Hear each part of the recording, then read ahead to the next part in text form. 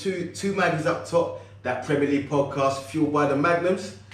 This is the episode where two Magnums becomes two Gunners because it's just me and my boy here today. Yep. So without further ado, to my left is my co-host, Big Lows, aka Low Willock.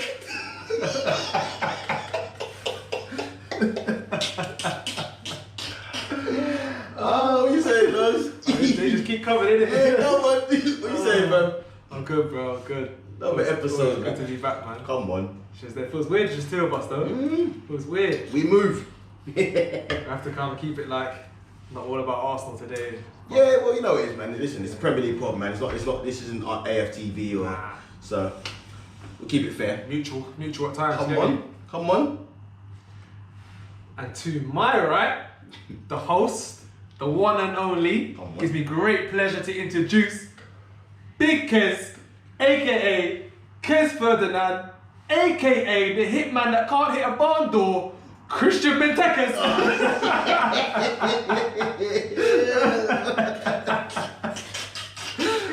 Oh, Benteke's. Nah, man. Do you know what, yeah? What if we were to say asterisk 2016? Yeah. Real hitter. Come on. Yeah, man, we're back again, episode 14. Let's jump straight in, man. Before we even dive into this week's topics, I want to say RIP to Captain Sir Tom Moore. Was it Sir Tom Captain? No. Is it Captain Sir Tom Moore or Sir Captain Tom Moore? Tom Moore still. He's captain and he's a sir, isn't it? Yeah, skipper. RIP to Captain Sir Tom Moore. Passed away today, tragically, at the age of 100. Literally, from what I know of him, man raised 33 million for the COVID cause and that. RIP to my man. Man hit 100, innit, still, so... Yeah, listen, man, he had a good innings, man. Good innings, man. Yeah, and wherever you are now, Sir Captain Tom or Captain Sir Tom, may you rest in peace. Let's dive in, though. Transfer window just closed yesterday. So what I want to do really is have a look at who's performed well in the transfer market. Obviously, we're in crazy times now, so there's not crazy money being spent. But there's a few teams that have got some business done right at the last on transfer deadline day. And I just really want to have a look at a few teams. Let's start with Arsenal. Seems a safe place to start. Yeah. What do you make of Arsenal's transfer window? For me, it's finally we've got rid of some deadwood. We've got some deadwood to get off the wages. And for me, it's been a decent, in kind of that front, we've had all this deadwood where we're not going to play, let's get rid of them. Or there's guys that could go and get experience or go and get more game time to push themselves wherever they need to be and wherever their direction they're going, whether that's playing for Arsenal first team, whether that's looking at the England squad, etc. So for me, in terms of outgoings, there's been some good outgoings for development players, and there's been good outgoings in terms of we got rid of some deadwood. Yeah. Regardless of we get no money for it, in the long term, we're saving money. Look at Odegaard, you think, talent. You do think talent. I think everyone looks at it and thinks talent. Yeah. I think the problem is, or the kind of discussion always about is, can you bring that talent or that skill, that techers to the Premier League? Because it's always going to be a tough place. In 6 months as well. In 6 months. So he's got a big task ahead of him, but at the same time, would I rather him there over Willock? I feel bad saying it, but I would.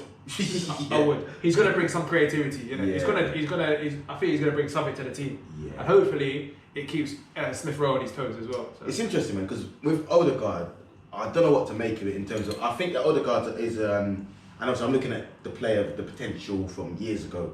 I think he could be a good addition to the squad, but I also think that we've only got him for 6 months. There's no option to buy. There's nothing on that. So it's literally 6 months.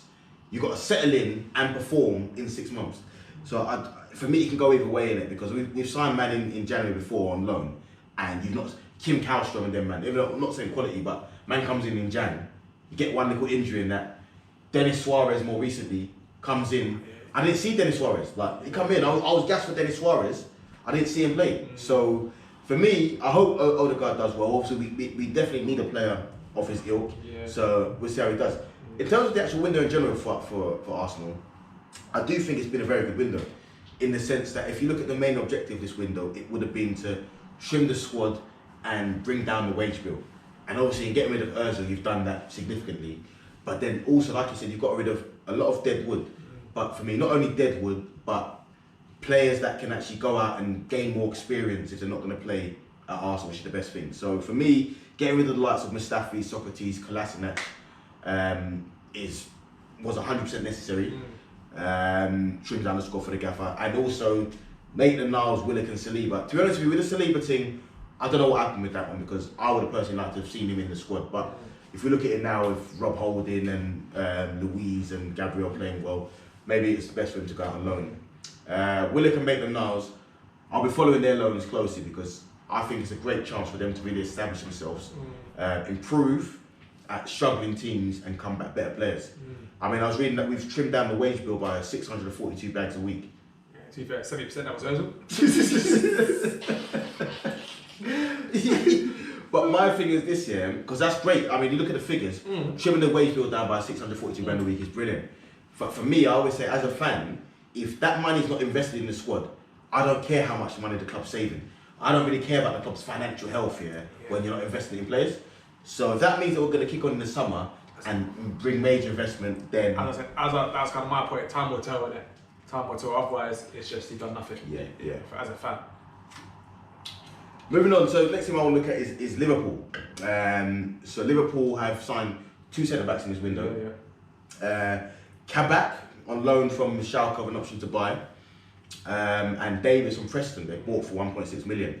So Kabak's gone to Schalke, same club that Mustafi's actually gone to. But that's following the news that Joel Matip is out for the rest of the season with the ankle injury. So Klopp was initially saying that they weren't going to go into the window and get CB, but they now had to. Yeah. If I'm being real with you, the 2 centre-backs they bought in, I don't know much about. Kabak, I mean, I imagine that Liverpool scouts know what they're doing, but I don't really know much about this guy. He's on loan at Schalke. He's playing for Schalke. He's only 20, so young centre-back. They've got an option to buy him in the summer as well. And Davis and Preston. Again, I'll be lying if I say I know much about him. He's a bit older, 25. How I look at it with that Davis thing is that you haven't really got much to lose, okay? You might not win the league, whatever, because of certain errors or your lack of depth or lack of quality in certain areas, but let's be real, if you're signing for 1.6 million, you're going to make profit of it if you sold in 2 years' time. Yeah. So financially, they've made profit there already. With that whole, the Kabak thing, I don't really know in it, and I heard Paul Merson speak about, Schalke lost 119 on conceded. I just think Paul Merson, shut up, man. Not everything's about stats, innit? It's like, some things you can't help certain things, innit? Like, if you're getting peppered and the team's got 8% possession, they're taking 20 shots and they're scoring 2, you know what I'm saying? You can't do nothing about that. Yeah. You need your whole team to buy into that. So as a 20-year-old, that shit, the responsibility can't rely on you. It can't be. So for me, the business they've done is okay, because we don't know much about them. Yeah. Could be very good. Again, we don't know. But they had to do something, man. It was necessary. It was necessary. Yeah, 100%. I mean, like I said, with Kabak, time will tell us. He's a young prospect. With Davis, though, if I'm being real, I look at Liverpool and I think to myself, a team as good as Liverpool are, if you're even bringing a man, that it just comes in with bare heart, that's going to get his head on every ball and try and block shots and whatever, for me, he's going to do work in that Liverpool team. Because you look at Liverpool, a team that's played 2 centre-backs in centre-back over the last few weeks, and I look at it and think to myself, there's no other team in the Prem that could play 2 midfielders and centre-back and get away with it. Liverpool can, because they press so hard at the pitch and they dominate the ball. Their CB is not really under that much pressure. So what you really need is a man that's going to get his head on things and block shots when necessary. And if this Davis guy can do that and he can make a pass sideways or whatever, I think it could be decent. But like I said, I don't know enough about him. I don't really know enough about him away from that. I mean, well, loads to talk about. Even next thing I want to look at is really Josh King has signed for Everton on a 6-month deal. What do you make of that deal? For me, I don't get the hype over Josh King. I know, like, kind of Man United went through him and wasn't successful. 20 mil. Bournemouth got relegated. They were probably half the cash. The cash in terms of his transfer value probably got cut.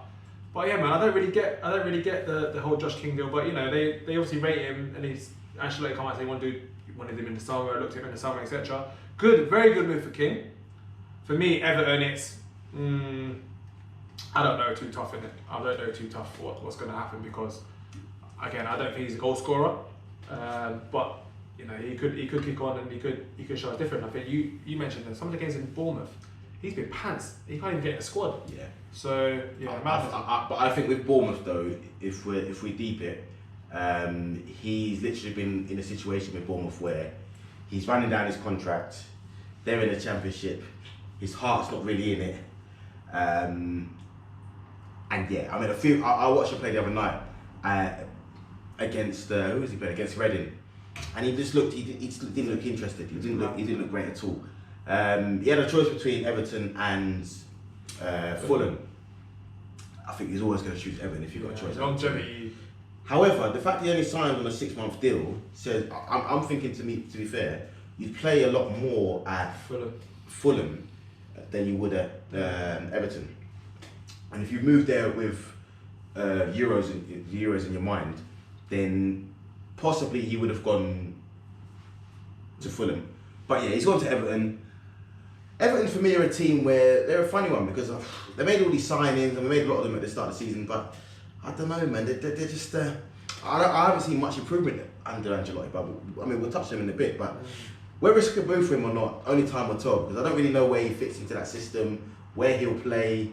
Yeah, I'm not entirely sure. The next move we want to look at is Minamino. He's gone on loan to Southampton. He looks trash. He actually looks trash since he's been there.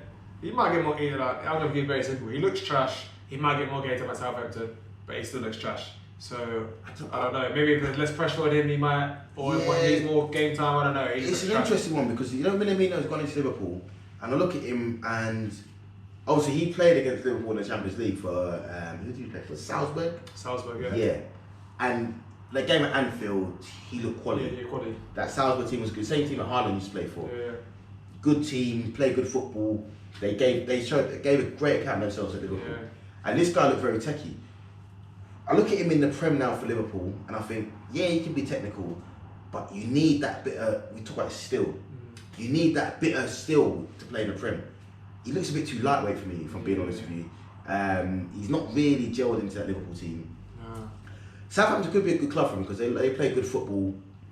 But then look at where you're going to fit in. Again, yeah, I mean, I think it'll be a good addition to the squad at Southampton. Whether this move kickstarts his career at Liverpool, who knows? I mean, normally playing for Southampton is a great pathway to Liverpool first team. Yeah, yeah. So Yeah, he's probably made a good move there. Trust. But again, only time will tell with that. I mean, in terms of what that does for Southampton, it just gives them more options. But whether it's something that's gonna set the ground alight, I'm not certain on this one. Truth be told.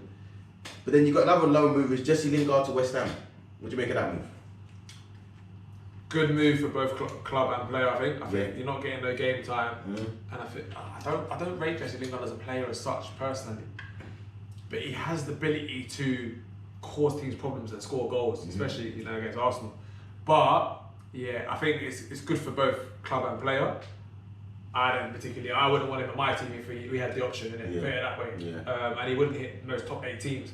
So yeah, I think for Lingard going to West Ham, he's going to West Ham at a very unique time because he's going to West Ham at a time where West Ham are actually doing really well. Yeah. The team is a decent team in a minute. They're doing well in the league, and I look at Lingard and I think to myself, he's obviously got some quality. He's obviously played well against us a few times. He's been to the World Cup with England and done a few little bits there as well. I don't really know why he's fallen off at United or why he can't get into the team or what's going on with him. But if he can bring some of the form that he had at the World Cup, for instance, to West Ham, then that's a great addition to their squad. And also on top of that, if you keep an eye on the Euros as well, coming up in the summer if it goes ahead. To be fair, he'll have to do some badness for now. For the players that we've got as an England fan. Yeah, but you say that, but we've got Gareth Southgate at the helm, and I just imagine Southgate's the guy that would lean towards guys that he knows. Maybe. I don't know. I mean, you're right. He'd have to have a good spell West Ham, but I do think that it gives him a great chance to stake his claim for a place in the squad. Yeah. If he goes to West Ham and does well, and helps them achieve European football or something of that sort. So I mean, yeah, again, are you looking at this signing and thinking that he's gonna make a big difference to where West Ham finish in the league? Nah. Nah. I'm not gonna lie, I still see West Ham as long ball football. So I still see it, bro. Saying Souček and the gang. Yeah, Souček and the gang, fam. Because more time, I see Antonio up top, there's even more chances you're going to be hoofing it to him to hold up play. And you play off Antonio, which is calm.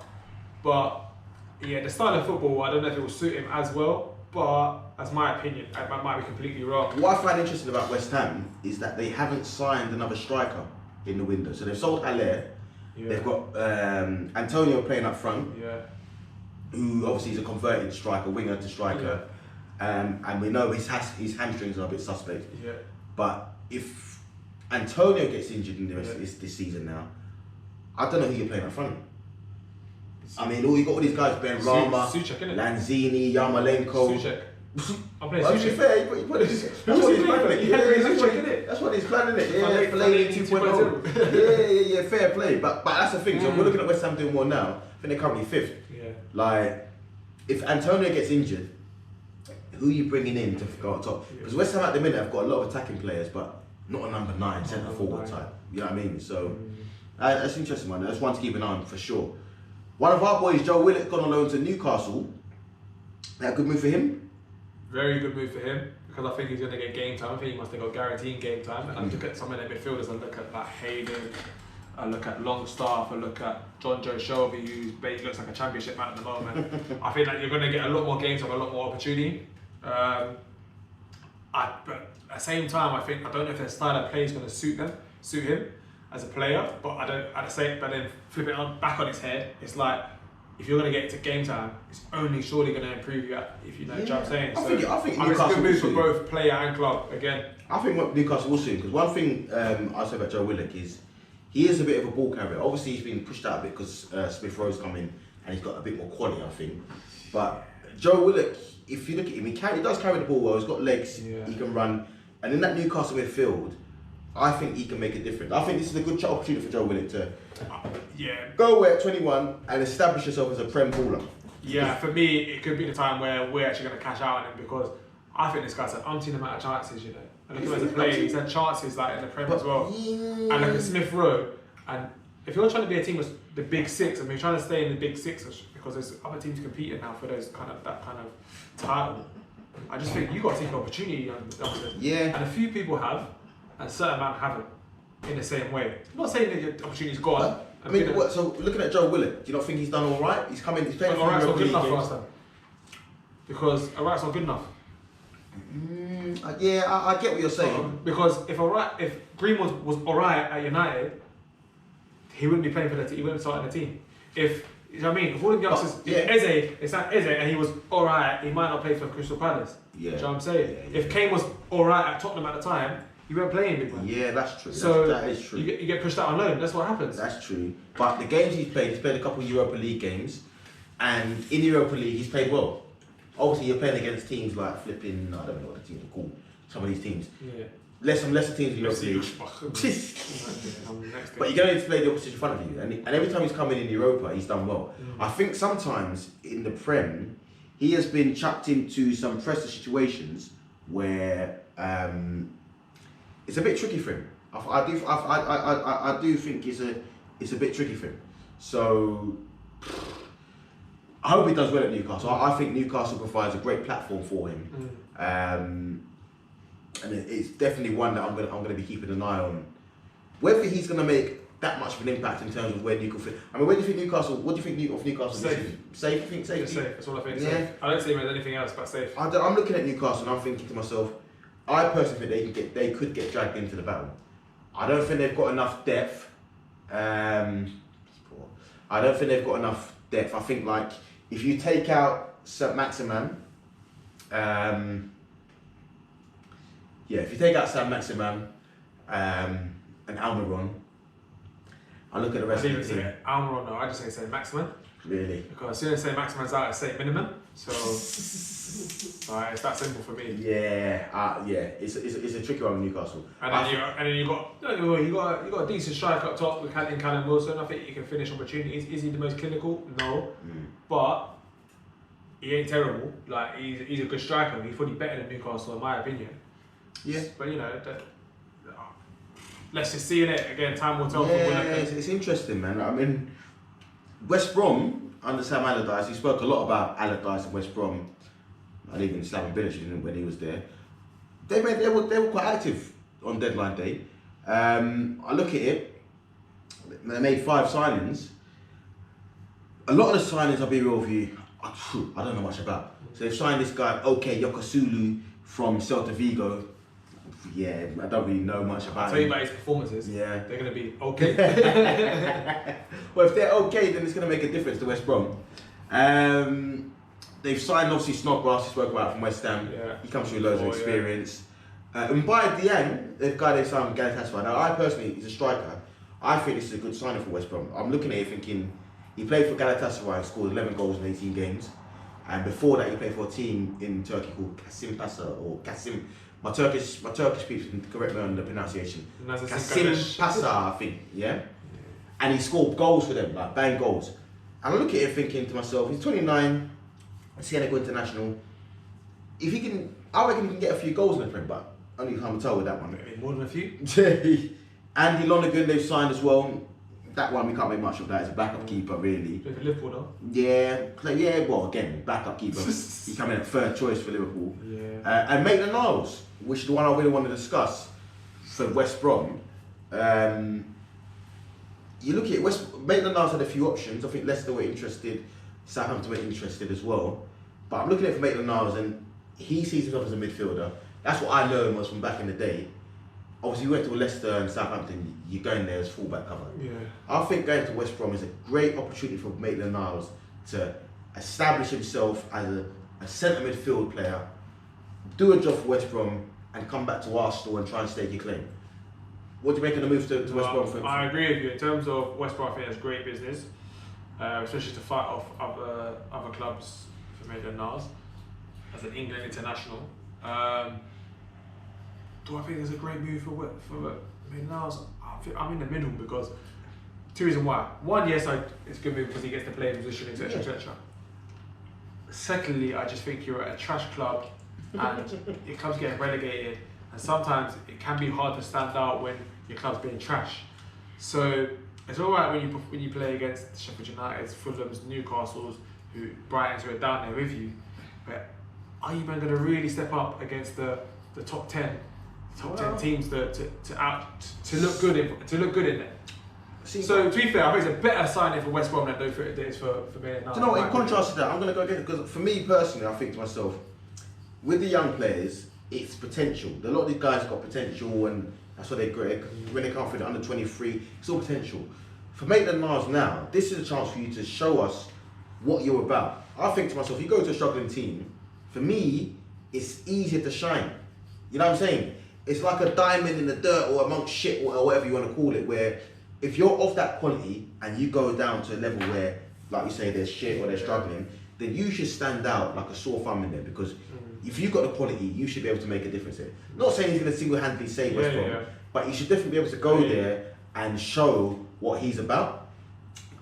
I mean, West Brom are in a perilous position where I think their fate is sealed regardless of Big Sam.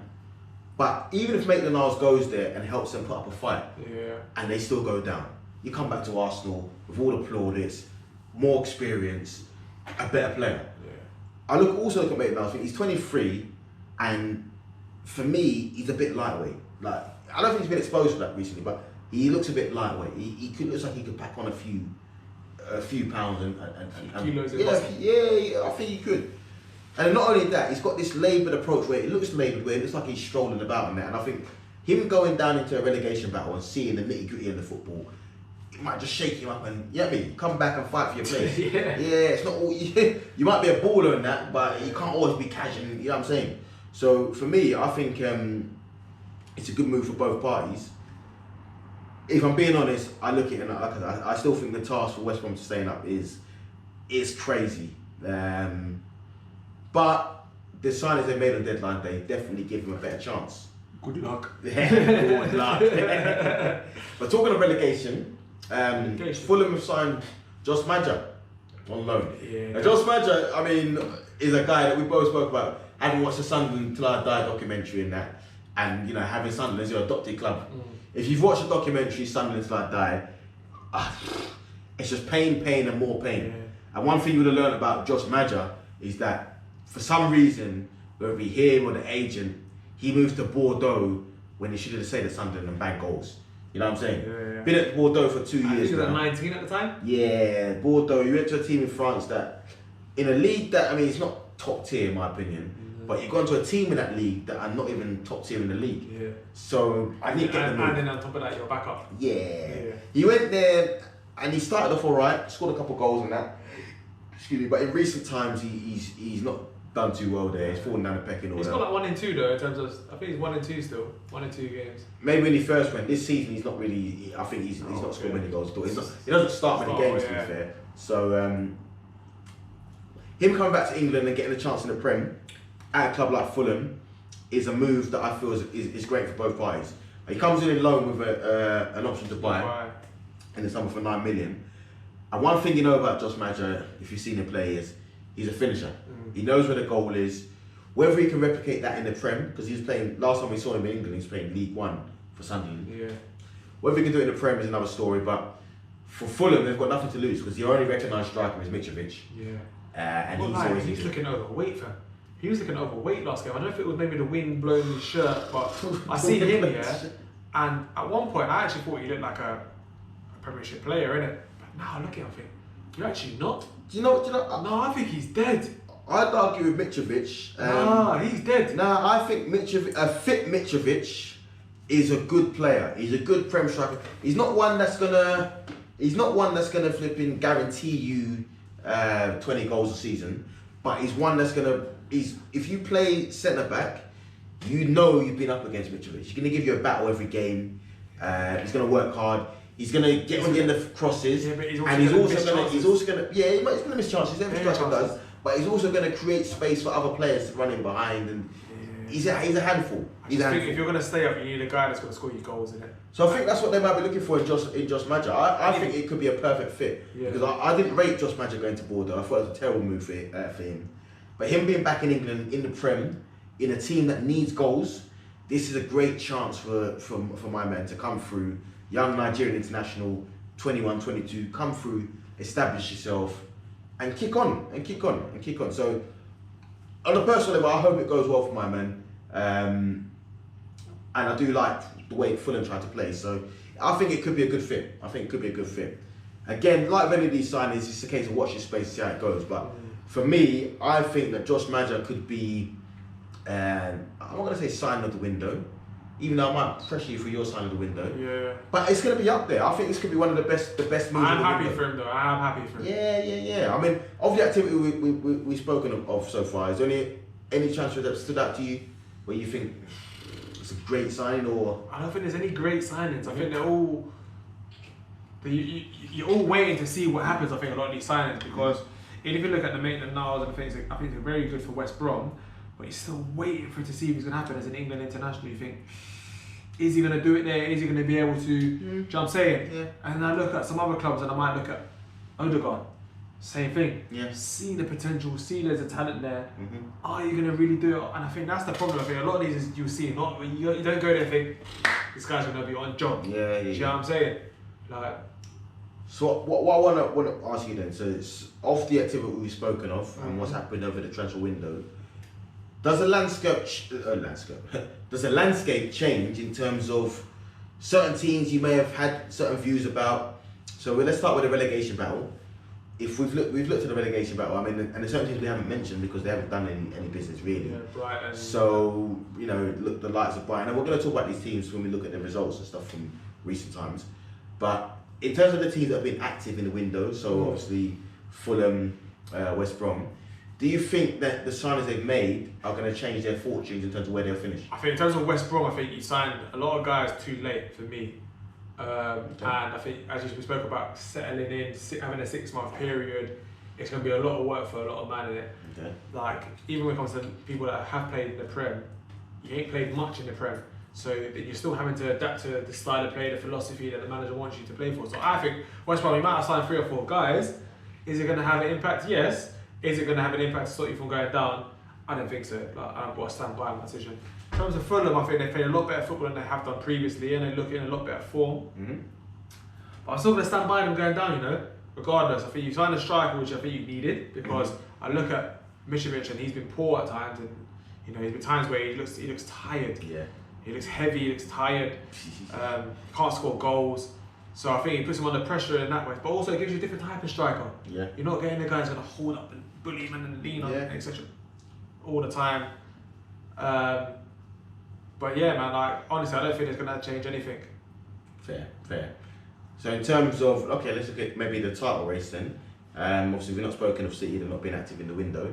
But if we look at Liverpool, they've addressed an area that needed to be addressed for them. Do we think them signing those 2 centre-backs boost their chances now of challenging for the title this year? Did that make that much of a difference? I mean, like we said, we really say you don't know much about the players, but do you think them just filling, you know, that position in pure numbers and having actual centre-backs to play at centre-back, which would then free up the likes of Fabinho and Henderson to play midfield and do what they do?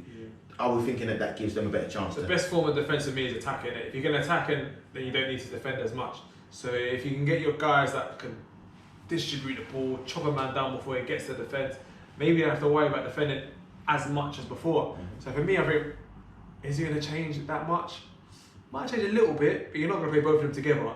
And realistically, they need to come in, you know what I mean, banging, they need to come flying. They need to come in where the first performance they need to put in 8 out of 10 kind of thing. If you're not, you're probably going to get maybe one more goal, you might get dropped in for someone else, you know what I'm saying? Yeah, I don't think they've got to be, I just think they've got to come in and do a job, because what Liverpool have lacked is the numbers. They're playing, is it Reece Williams or? Yeah.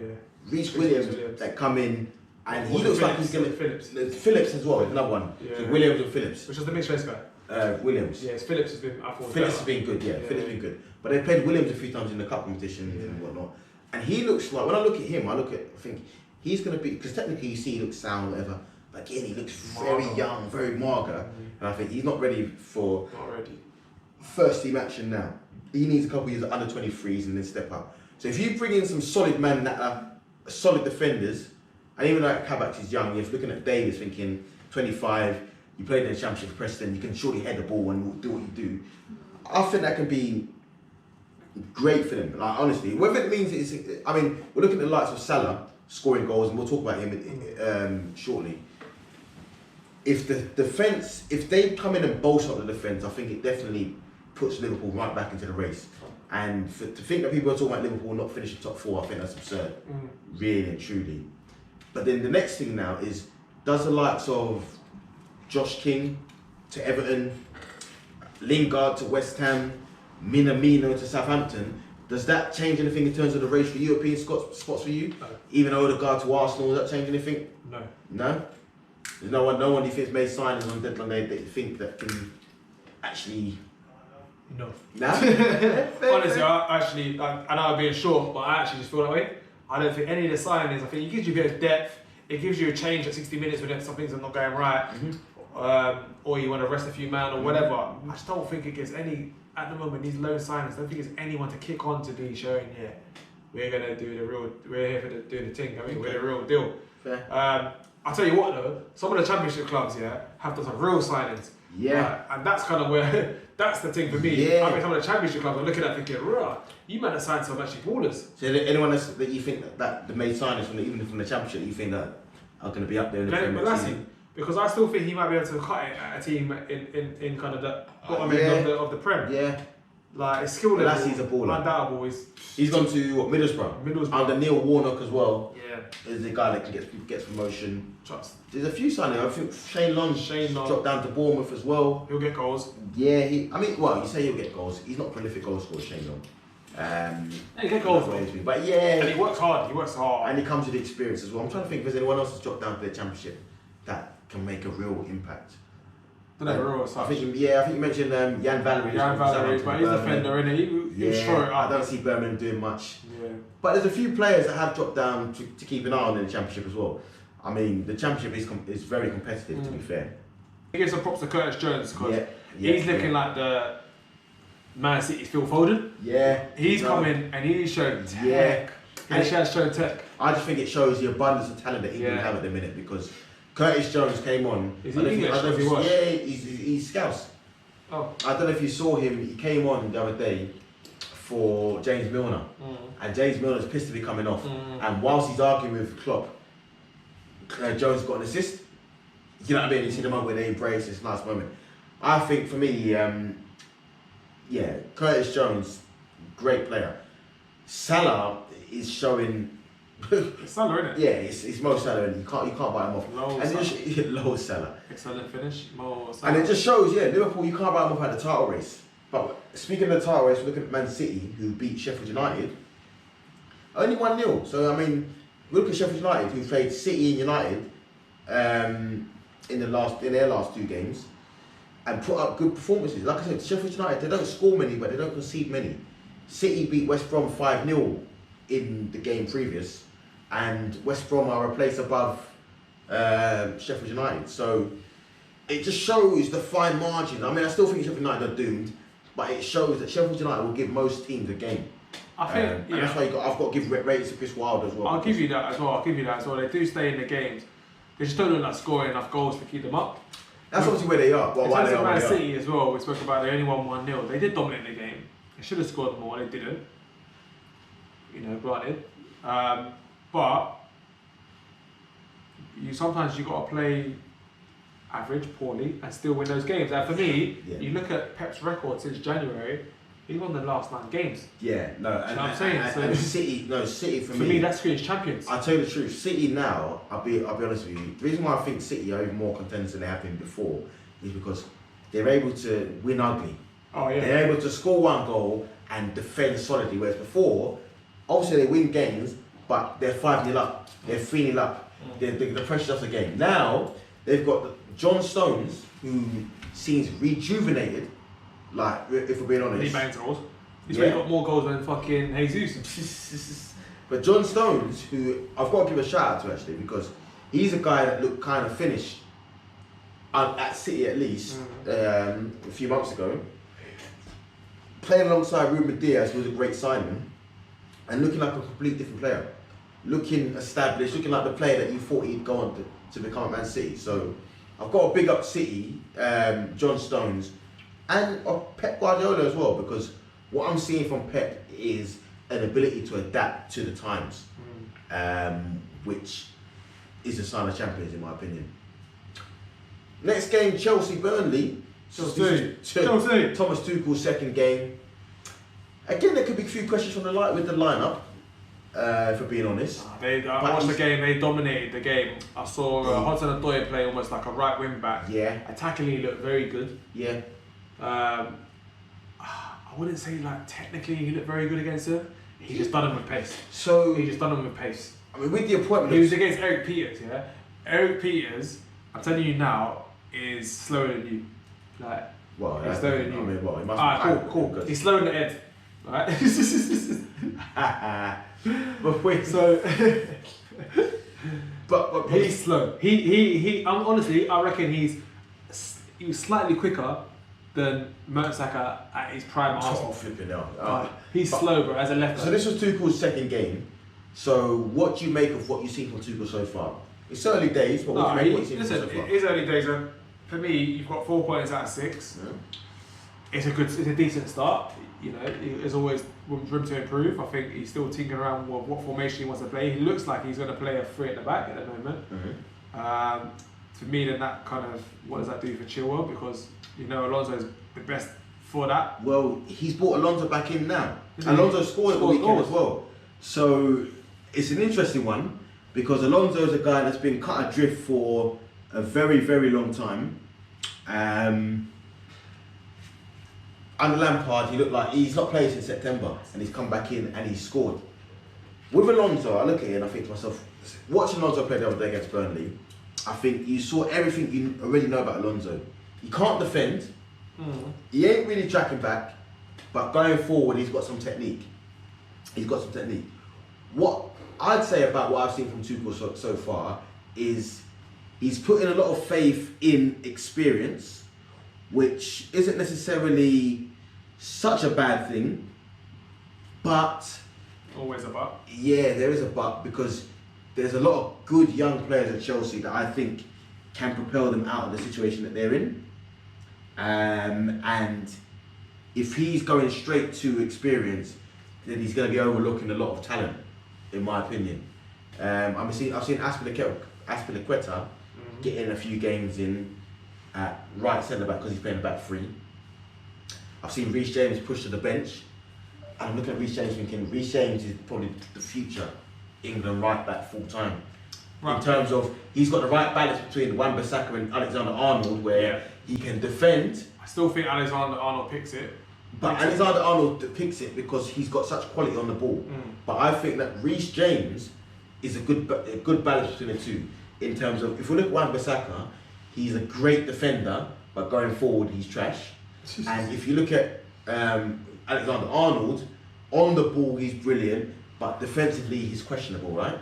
Reece James is the guy that he's solid. You look at him, he's strong. He's solid defensively, and if you look at him in attacking positions, he can whip a good ball into the box. I don't know. I think he's solid. I saw him against Burnley. And he looked lethargic. Reece James can cross the ball very well. Lethargic, bro. And I think for me as an England manager, if I put my England cap on, I'm rotating on 19. So 19 now, innit? Get me? I'd be playing Alexander-Arnold because I want the whippage. Yeah. I want the attacking threat. Yeah. You play wing backs and you're looking at maybe looking at Reece James. Yeah. But again, because Trent Alexander less defensive responsibility, does that make him more of a threat? I think it does as well. So it's an interesting one. I think it's a good problem to have as an England manager. Very good problem. Gareth Southgate's a waste man, so he'll probably pick like fucking Kieran Trippier or something. You know what I mean? We probably need to have that discussion. But no, I think they're both talented. But if you ask me, my choice would be Reece James. But a lot of these guys still got a lot to prove. I think Thomas Tuchel, I think you can't really judge him yet too tough because he hasn't had that long with the squad. But what I would say is with what? Hold on. Sorry. Pause that. That's not pause, is it? Yes,